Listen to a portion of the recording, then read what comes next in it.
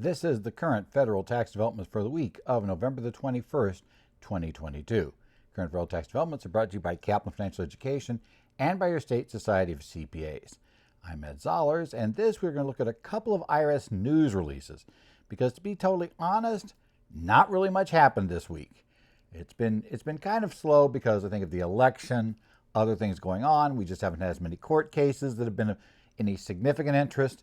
And we've had a few other things, and I think regulations have slowed down.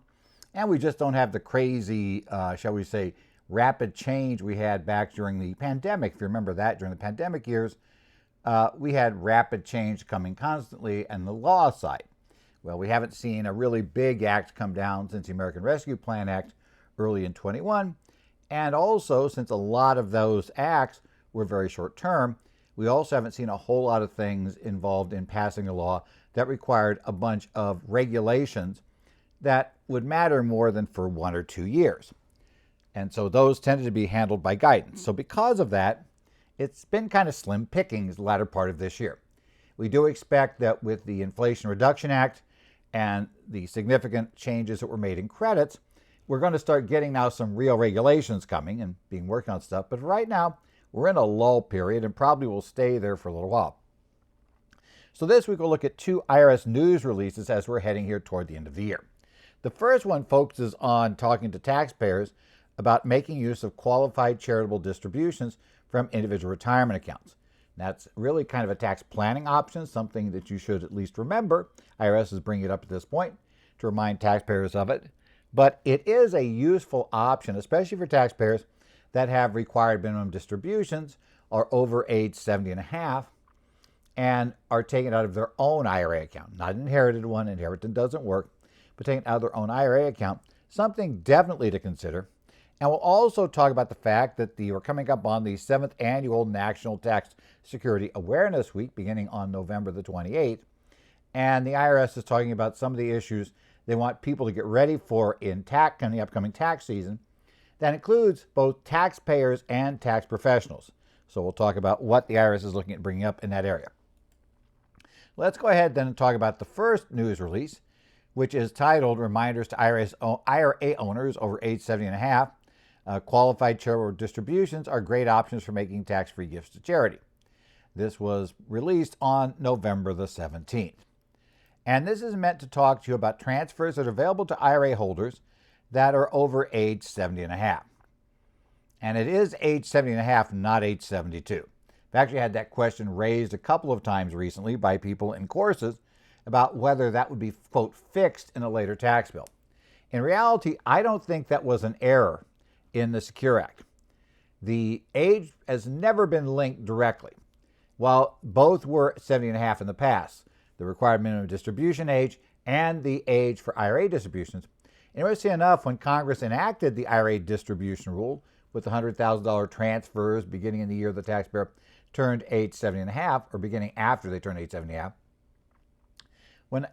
when that went into the law, Congress didn't cross-reference, and it would have been an obvious way to cross-reference the required beginning date. But they didn't do that. They rather hard-coded 70 and a half in here. And I would also suspect, because the Secure Act took quite a few years to develop, that it was something they intentionally left at 70 and a half. Certainly nobody suggested that I know of yet that, we got to go back and change that. And certainly in the retirement bills that are being proposed to go through this Congress, we're not seeing that being changed. So the bottom line is the IRS wants to remind people about how these programs work. And so what they want to talk about here first is they talk about, in this deal, they talk a little bit about how you make the contribution. So this you will see is the basically notice from the IRS. This was actually those Security Summit. I'll get the right one up here.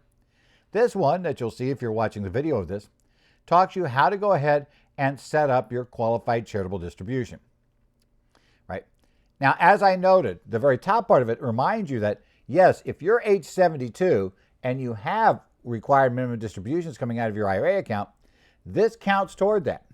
So it is a way of taking advantage of getting your RMD done. The key advantage of these, very simple. You're able to transfer up to $100,000 to a charity. It is not considered taxable to the taxpayer, so it doesn't end up in your adjusted gross income. That's good news because, again, we have things that are triggered by AGI levels. That includes things like Medicare payments that are due. Basically your Medicare premiums are tied to your adjusted gross income. So not having $100,000 going to adjusted gross income could actually reduce somebody's requirement to how much they have to pay for their Medicare. That's not a bad thing. And also there's just a whole bunch of other tax areas where higher AGI can hurt you for things like the 1411 tax on net investment income. We talk about, things like the medical deduction because that's 7.5% of AGI. So $100,000 would lose you potentially $7,500 of medical deductions that you'd otherwise get. And then various other routines that get involved in just crazy AGI limitation stuff that Congress loves to do. So there's that advantage. Now, as they said, any IRA owner that wants to make this distribution should contact the trustee soon because, again, the trustee has to complete the transaction before the end of the year. We have to make sure this transaction takes place. So as the IRS suggests, if a taxpayer wants to do this, they want to start setting up coordination now. As noted, normally a distribution from a retirement plan would be taxable when received. But with a qualified charitable distribution, they're tax-free as long as they're paid directly from the IRA to an eligible charitable organization. Now that's important. Your client can't just take a regular IRA distribution, put that in their bank account, and then turn around and write checks to charity and claim it's a qualified charitable distribution. That's not quite how it does, right? So you need to have it basically either transferred electronically to the charity or have a check payable to the charity, right? You cannot have a payment made to the IRA owner and you can't have a check made payable to the IRA owner via qualified charitable distribution, even if you endorse that check over to a charity. Each year, those who are age 70 and a half or over can exclude from gross income up to $100,000. And if you're married and they're both over age 70 and a half and both have IRAs, then each spouse can exclude $100,000. So then we could be looking at $200,000 worth of excluded income. Again, useful because while if you don't go this route, you would have a $200,000 of additional AGI and then a $200,000 itemized deduction. You got all the standard problems, including potentially if you don't have lots of interest because you paid off your home mortgage, your taxes are limited to 10 grand.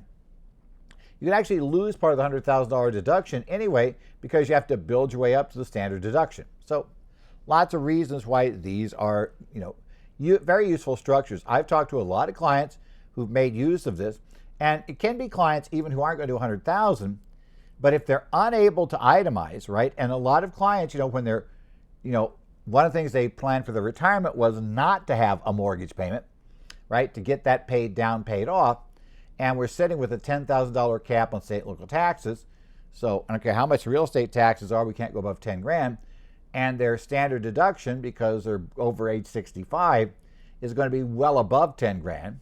We're going to chew up a lot of charitable contributions, just trying to get to being able to itemize. And so, if there's somebody that makes 10 grand of contributions, they'd never be able to itemize. But if I can transfer that 10 grand out of an IRA, then effectively I am, getting the deduction because it can reduce the required minimum distributions. If all they're taking is their RMDs, works great for that purpose. So, we end up running that and we see how it works. Now, the other question is, how do we report this?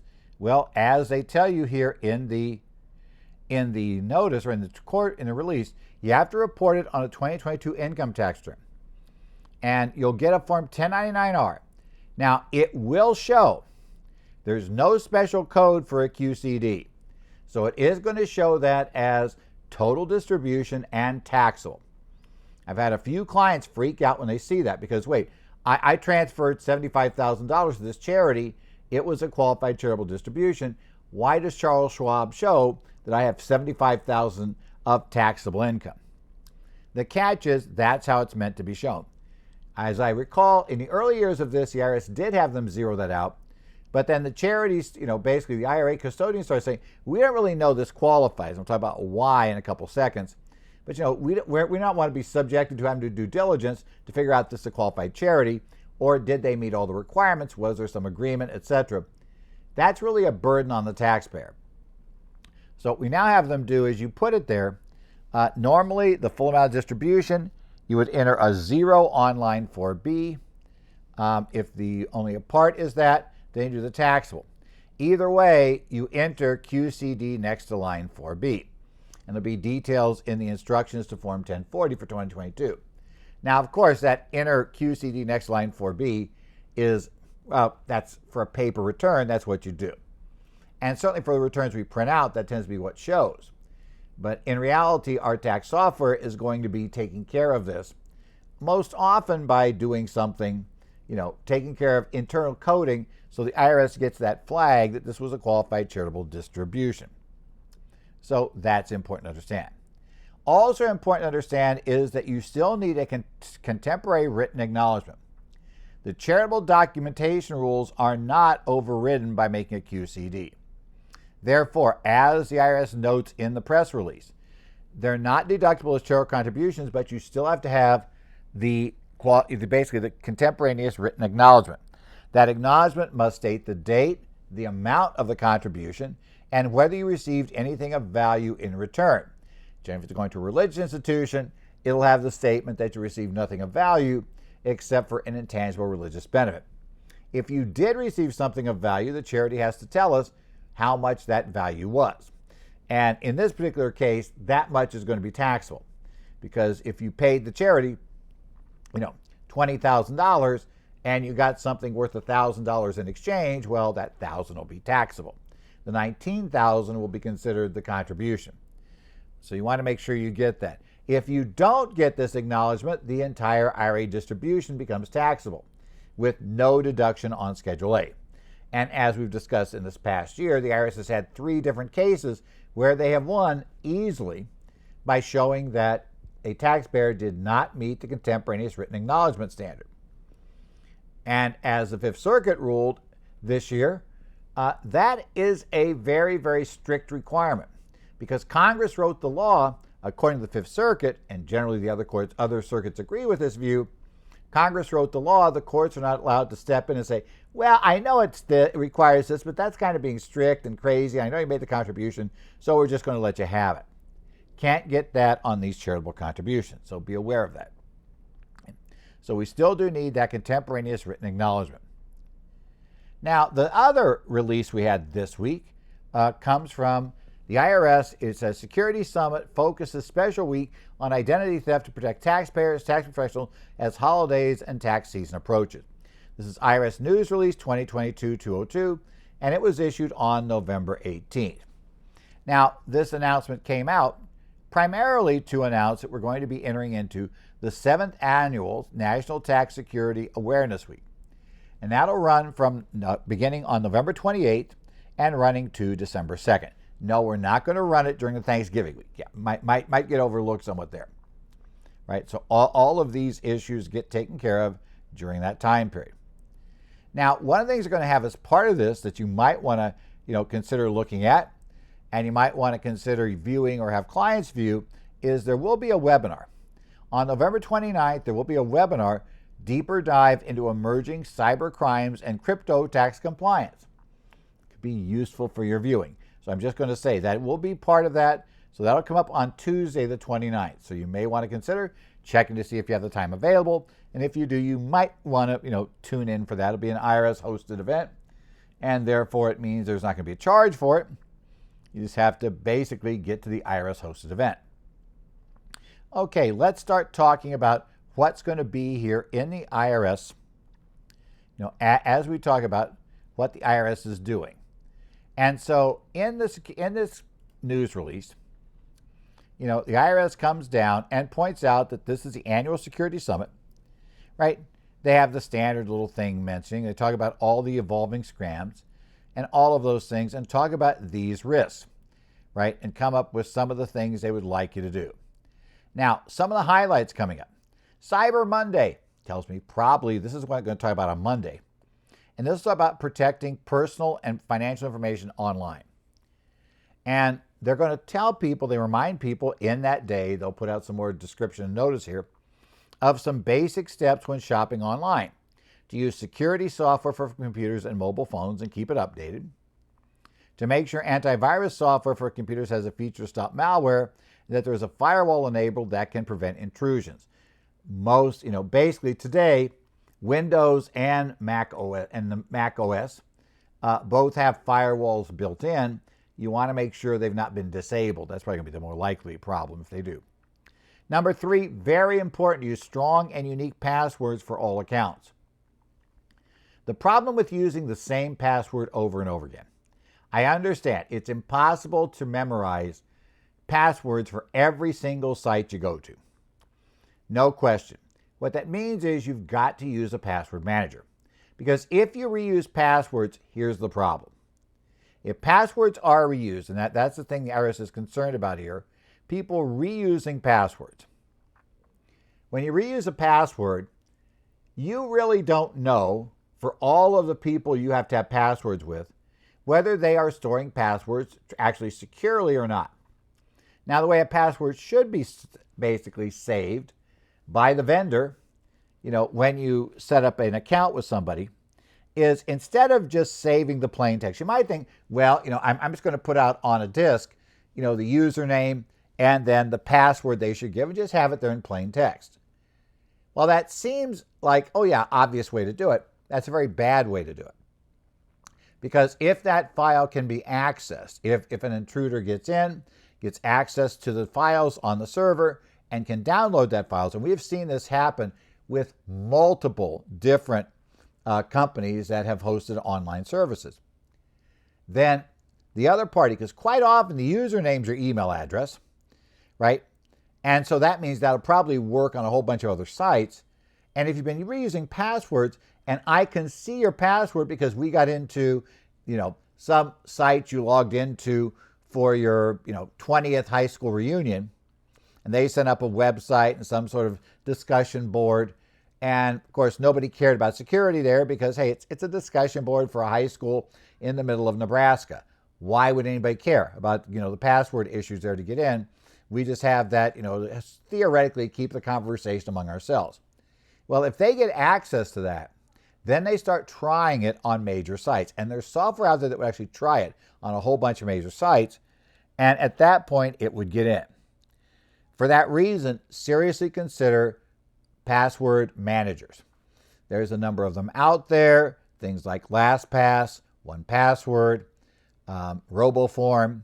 Various password managers are out there in the world. Now, you want to make sure you're relatively comfortable with the security of your manager because, for various obvious reasons, that's going to be one point of failure. If they can get that from you, then they've got all the passwords. But if it's properly secured, you're probably okay. We have to be a little more concerned today because password managers, it was one thing when everybody just only accessed stuff on their one computer from the office. But these days, we tend to be accessing data not just on the computer in the office. We may be working from home, so the home computer accesses it. We may need to access stuff on the phones or a tablet or on the road. So our password managers tend to store the passwords some way in the cloud so that all of those devices will have access to the current passwords. You want to be very sure the security there works and keep up with security updates and patches on those password managers, because you don't want to find out you lost that. They also strongly suggest use MultiFactor Authentication. That's where, in addition to the password, in addition to the username password, when you go to log into a site, you're going to be required to produce something else. Now, that something else could be a physical hardware key. I have them from YubiKey that I use for quite a few sites, where I just have to put this physical key I carry with me into the USB slot on my computer, or I can't get into the site. It may also be a code. It might be a code from an application on your phone. Various applications. I use one called Authy that's able to do it. You have the Google Authenticator. You have a bunch of others. Microsoft's Authenticator can also do this. In fact, even some of the tax software vendors, I know that Thomson Reuters, they're using that same sort of authentication standard. If you want to go down that, even though their standard program will automatically get beat by their system, just so that's to make it easier, but you can just use a straight up authenticator. The least effective and way we least like to use it, the strongest method is definitely the physical key. The next strongest method is the phone with the generator on it, number generator on it. The least secure method is if they send you a text message over your phone, SMS code. The reason why that's insecure is because of the thing known as Simjacking. That's where I trick your vendor that gives you your phone service, whatever the carrier may be.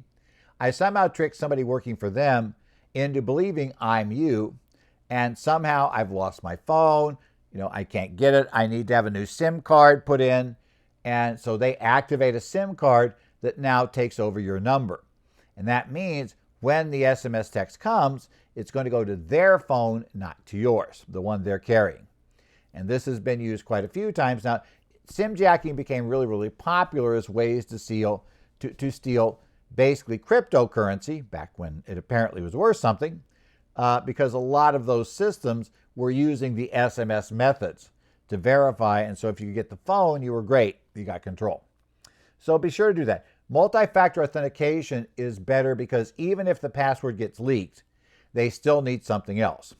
And if that something else is, like in my case, for a lot of places, they need to have a physical key they can insert in the side of their computer that is generating a specific type of code that only that key generates. So if they don't have the key I've got in my pocket right now, they can't get in. That's the most secure. The authenticator apps with the phones, they use a standard starting, basically a seed number, and then they recompute based on the time of day, and every seed is a little different. And of course, only if you know the seed number, which, by the way, your phone knows that, and the server knows that number. But if the third party doesn't know that number, they can't generate the number. So that's by far the second best method. Third best method, as I said, SMS. If there's no other option but SMS, use SMS rather than leave it wide open, but understand the risks there. And especially understand that if sometime your phone stops working, for whatever reason, you can't get service, you're not getting text, you can't get data, over that unless you log into Wi-Fi, yeah, you might want to quickly call the phone company to figure out what just happened and was a brand new SIM issued. Because if so, then somebody could have your password, username, and be logging into your account. Also, they suggest shop on only secure websites. Now, they tell you to look for HTTPS in the web addresses. The problem is these days, for the most part, we don't see the HTTPS address. I doubt you can see it on the screen because the lettering gets really small. But the address bar in Chrome that I've got up here, it doesn't say anything for this page except irs.gov. But there is a padlock to the left of irs.gov. Definitely you should be looking for that address. They do say avoid shopping on unsecured public Wi-Fi in places like coffee shops, malls, or restaurants. That advice is not bad advice, but because now the vast majority of websites are using secure transfers, it's less of a problem than it used to be, right? The big danger of going in and using an open Wi-Fi in your local coffee shop is that because it's unencrypted by default, normally you don't have to put in a special code. You don't have to put in a password to log on to the network that's encrypting and decrypting the stuff. What you're going to see is everybody on the network could see what you're transmitting. That's a problem if it's not secured. But if you are using the actual padlock icon version, generally it doesn't matter. All they can see is stuff that's not going to be something they can decrypt because the machine at the other end, the website you're talking to, is the only one that can decrypt that information. Still, though, probably it's good to try to avoid those unsecured networks just in case, for whatever reason, you don't notice and you accidentally get on a website that is not encrypted.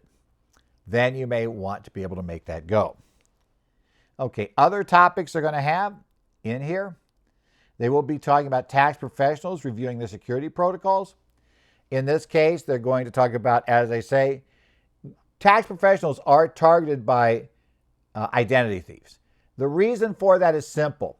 On your server, you have the gold mine in terms of data that could be insanely useful for somebody who is trying to steal client information, especially depending upon, if you have a high net worth client base, that's really valuable data out there. So in that session, we talk about that beginning probably on Tuesday. We're going to talk about basic security measures to deploy. Again, use multi-factor authentication for tax software accounts. I have heard so many people whine about, I start working on this and I walk away from my computer for 2 minutes to get coffee or something. When I come back, I got to give a brand new code again and log back in. And that's horrible. I hate it. And trying to figure out ways to disable that. Do not disable that. I don't care if you figured out a way to do it. Don't do it. The reason why those protocols are there is because generally, if we're going to break into an accounting firm's, system, I want to get the information from your server. Now, I could go around and just, go the old way you think about the hacker who's going to somehow break in and get around your firewall, figure out a hole in your firewall and get in and be able to do stuff and somehow get the decrypt the stuff. You've watched too many cop shows on TV where they magically can decrypt anything. You get to the computer geek. There's always now a computer geek that is on the team, and they obviously can decrypt everything. That's not real world. The real world is that stuff's tough to beat. But what's easy to do is to trick a user to install something on the machine to allow remote access. Now, it won't say I'm going to do remote access. It's going to install something. And then, be able to come into the system at night, having captured their password, their username and password, and be able to just kind of, log in the system and then nicely file a bunch of tax returns by creating returns for your clients and just sending them off and changing, where the bank account, where the deposits would go, those sorts of things. That's the simplest to do. This two-factor authentication is meant to stop that from happening. Because again, even if they trick somebody, if that person needs a hardware key to be able to run the tax software, or they need to provide the number from the authenticator program to be able to access, that's going to be something that party won't have. So be aware of that. If you're working remotely, be sure to use a VPN or some secured tunnel to be able to get in to the system back at the office. You don't want to be generally be very leery of using, the built-in system in Windows. Windows Remote Desktop has a very well-known address. It tends to use, just a simple protocol. There have been problems with it. Windows Remote Desktop is iffy. You want something other than just that to cover you. Preferably, we'd like to have a VPN back to the main network and be able to use that to get through. Remember, you are required to have a written data security plan by federal law. If you renewed your PTIN yet, you've been asked about that. So either you've got one or you lied. You got two options there. So be sure aware of it. You should know about phishing and phone scams. By the way, when we discuss the AICPA's proposed changes to the SSTS, they point out, you can't tell me your IT department takes care of this. They don't.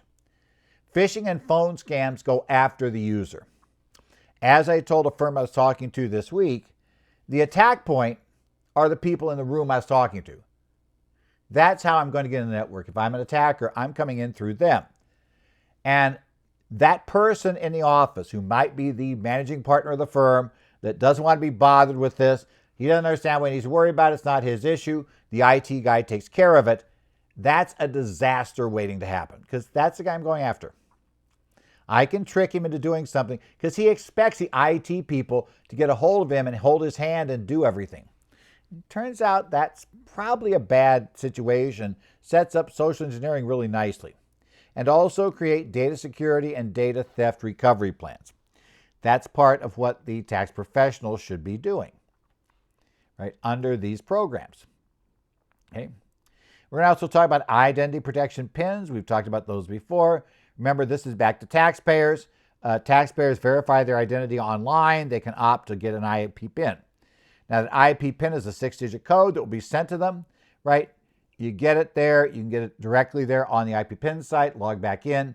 My understanding is when the new tax season begins, you'll be able to get your new IP PIN there. They also will mail them out time to time. And that PIN will help ensure that nobody except the taxpayer can file the return. Now, as we've discussed before, the problem with the program is once you get in, you really can't get out. And if you can't get your PIN, you can't figure out the PIN, you fouled it up, you forgot your passwords, you can't prove to the IRS your use, you can't get a replacement password easily, you may end up having to file by paper, and it may take a long time to get processed. So that's also a key problem that we run into with these programs. We're also going to give a day for businesses to watch out for tax-related scams and implement safeguards, right? In this case, small businesses with less than 100 employees, these scams are being aimed at them because we expect they don't have as many defenses, and they're probably not holding training programs or doing specific, basically PIN testing to look for whether, can something get through? Can we get through? In a large organization, quite often, the security people will send out test emails every so often just to see if employees fall for the trick. And if you fall for the trick, then, you failed, and we're going to get more training to get you correctly. So what they say is, for small businesses, you should learn about best security practices for your small businesses. They talk about the fact that, sensitive information is not provided on transcripts. So they're going to basically block out or not provide things like full social security numbers, that kind of background. There is a form business identity theft affidavit. If there has been a problem with your business and it's been, ID theft's taken place, you can file that with the IRS. Also be aware of scams, the W-2 scam that attempts to steal employee information. That was best known a couple of years ago when it happened to a major hard drive supplier who somebody in payroll got a supposed call or an email that appeared to come from the CEO who said he needed that information right now. You don't turn down the CEO, so they sent it to the email address on a reply and attached it, and turned out that that was going outside the organization, was not sent to the CEO, and all those bad things. So make sure your people know about those things. Make sure they know what you won't ask for. That's going to be really important for your small business. And also check out the business section on the identity theft question, right? That's going to be fundamental issues. So we want to make sure everybody kind of gets up to speed on what they need to be doing for ID theft. The release also discusses some additional resources. They remind you to review publication 4557, Safeguarding Taxpayer Data. That's what you as a tax professional are responsible for. That's what you've told us you read when you got your PTIN this year. We're also going to say review the Small Business Information Security, the Fundamentals by National Institute of Standard Technology, and they got pages for tax pros, right? And they're also going to have YouTube videos on security steps. You can be seeing easy steps to prevent your computer and phone. Security measures help prevent against tax-related identity theft. You can go and click them there. And employers can share security identity awareness for taxpayers with their employees, customers, and tax professionals can share that with the client. These are things people can do to improve their security so we don't have as many tax problems or ID theft problems regarding tax. Okay. This has been the current federal tax developments for the week of November the 21st, 2022. This will be the week of Thanksgiving. Since we didn't have much this past week, I can't imagine a 3-day week is going to give us a ton of stuff to do. So next week, if I don't have much in terms of developments, what I may end up doing is just reviewing some broader topic and use that as our week fill-in. So watch out, that may be coming. Things have gotten so thin, I've begun to think about topics maybe I just would like to talk about in lieu of going over, what'll end up being something that really nothing much happened. If we have big development, I'll do it, but otherwise we'll just take a look what's there. If you have any questions, though, about things that come up, you can email me, edzollers@currentfederaltaxdevelopments.com. There I can answer that email. I also monitor the forums for the Arizona Society of CPAs, New Jersey Society, Minnesota Society, Illinois Society, and Washington Society, as well as take a look at the similar board. Now, those all use Connect as their sites. Idaho has their own special site. I look in there. You can also follow me. I am on Twitter @edzollers. I'm also on Mastodon now. That's interesting. We got into that one as a federated discussion area. And so @edzollers @mastodon.world is where you'd find me there. That requires a bit longer thing. If you're on a Mastodon server, you can follow me there, keep eyes up and see what's going on. You got questions, you can post things as we go through there. Otherwise, we got another quiet week, and I realize that probably a lot of people will be disappearing early this week to go on holidays. I don't need to travel this week, which I'm happy about. I do actually have a couple of broadcasts this week, essentially for none of them are public structures for state CPA societies, but they're out of state calls I'm taking and doing for this week. Going to have a couple things coming up in the near future, mainly going to be in Arizona. Okay, Arizona and firms are my thing coming future. Still have a few things going up though. A couple of K2 webinars I think coming up to discuss the brand new K2 forms. I think I got those coming up for a couple of places. And I'm going to also have some stuff coming up in Arizona about pass-through entity tax. That'll be fun. So those will be coming up. But otherwise, hopefully, like I said, take care this week. I hope you enjoy your Thanksgiving. Have a good time with your family. If you're traveling this week, I feel for you. I've had enough fun traveling without everybody being out there. So I figured this week traveling ought to be really interesting. And I am glad I'm not participating in it because all my family's here in Arizona. So I'm not going anywhere. I'm staying nicely right here in Phoenix where it's nice, relatively warm, no snow, and no travel hassles. That's my key for this week. But hopefully y'all get back and we will see you a week later. We'll talk about whatever happens or go over something general on the program for the week for current federal tax developments.